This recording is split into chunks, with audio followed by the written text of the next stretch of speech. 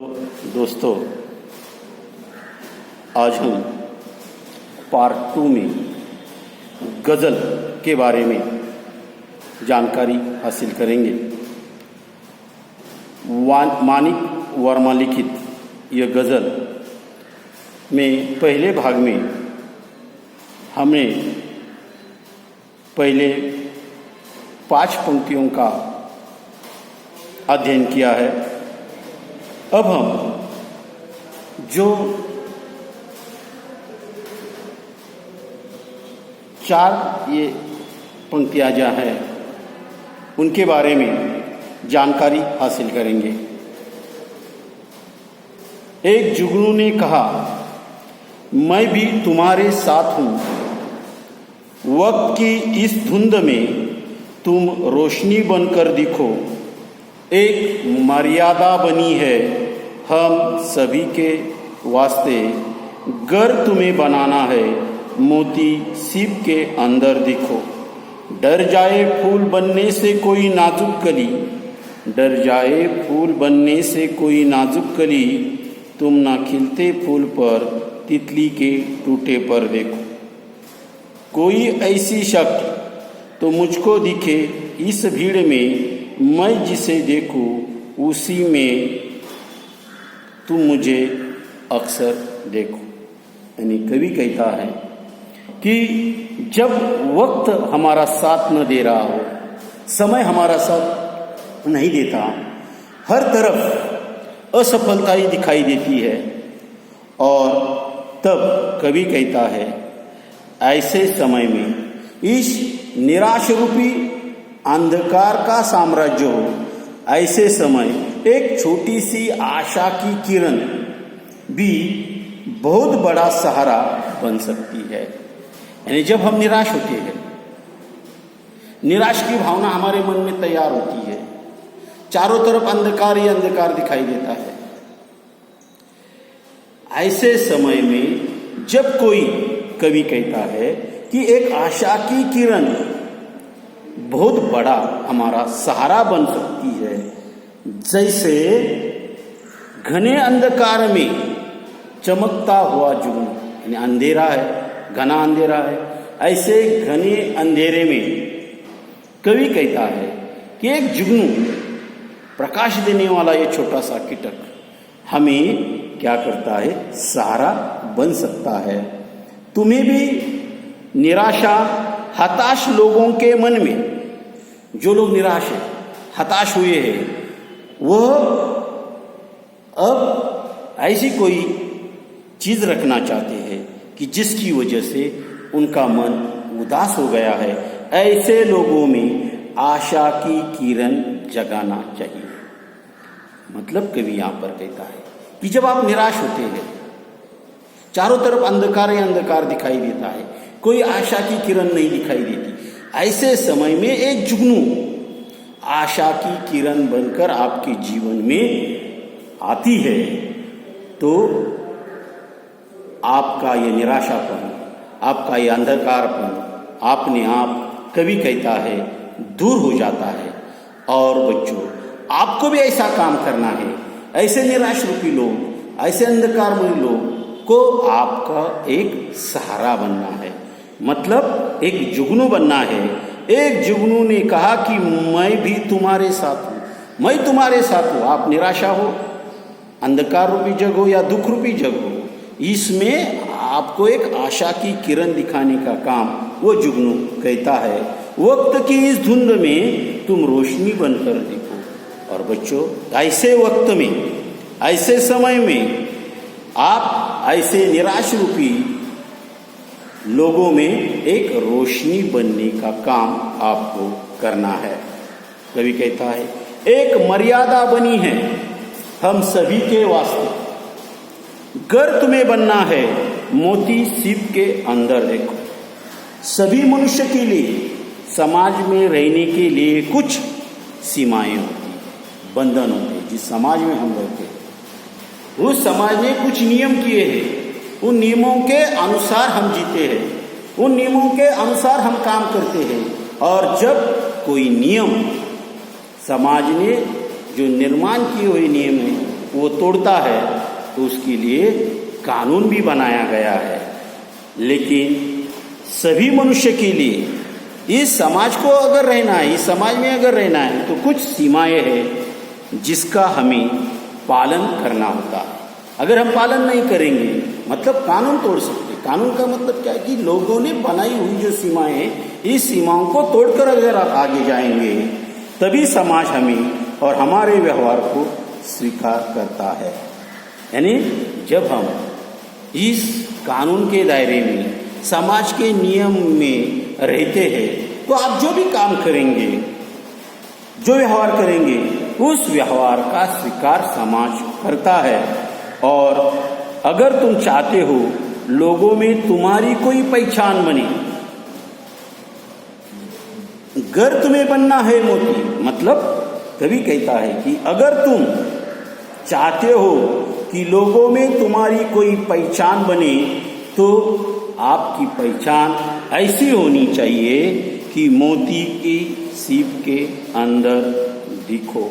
मतलब जिस प्रकार सीप के अंदर मूल्यवान मोती छिपा होता है, उसी प्रकार बच्चों तुम्हें भी समाज के कल्याण के लिए श्रेष्ठ कर्म करनी चाहिए।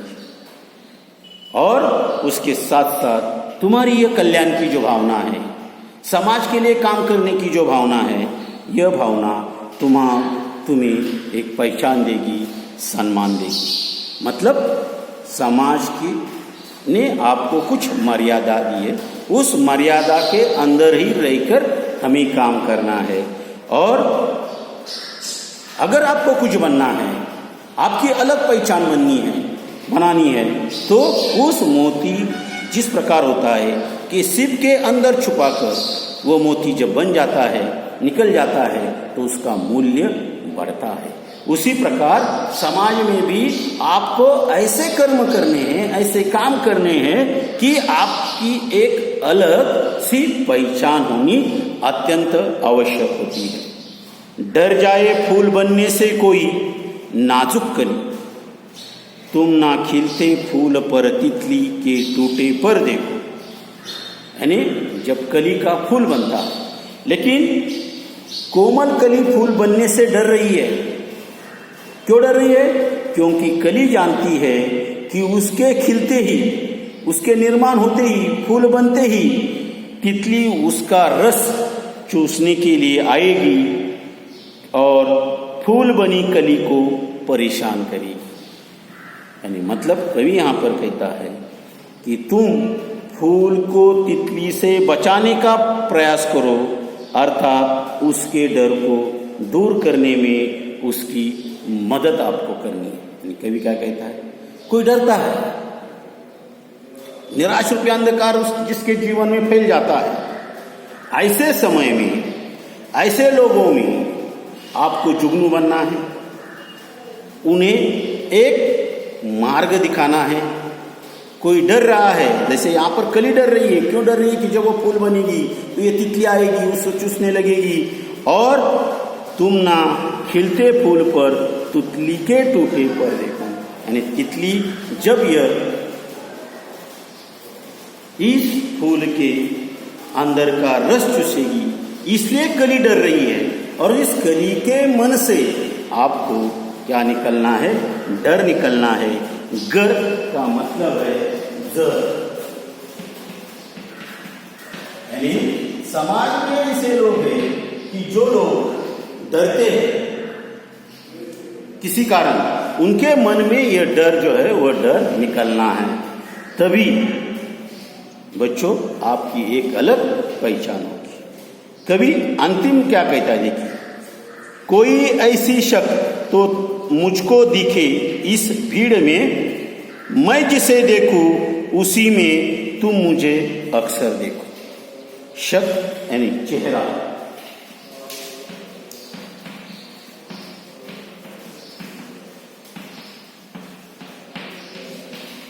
समाज में इतनी भीड़ है, समाज में इतनी भीड़ है कि इस भीड़ में मुझे एक चेहरा, यानी संसार रूपी मनुष्य का ये जो सागर है, भीड़ में जाने अनगणित चेहरे हैं, कि जिसको हम पहचान भी नहीं सकते, लेकिन कवि कहता है कि मैं जिसे देखूं उसी में तुम मुझे अक्सर देखो। यानी कवि कहता है कि ईश्वर, मैं चाहता हूं कि मैं जिसे भी देखूं मुझे उसी में तुम नजर आओ, तुम तो सर्वव्यापक। यानी जितने भी चेहरे हैं, शक्ल है, उन शक्लों में मुझे ईश्वर ही नजर आए, क्योंकि ईश्वर यानी परमेश्वर क्या है कि सर्वव्यापक है। यानी कवि ने आपको गजल के माध्यम से यह संदेश दिया है कि जीवन में निरंतर हमेशा अच्छे कर्म करते हुए आगे बढ़ो।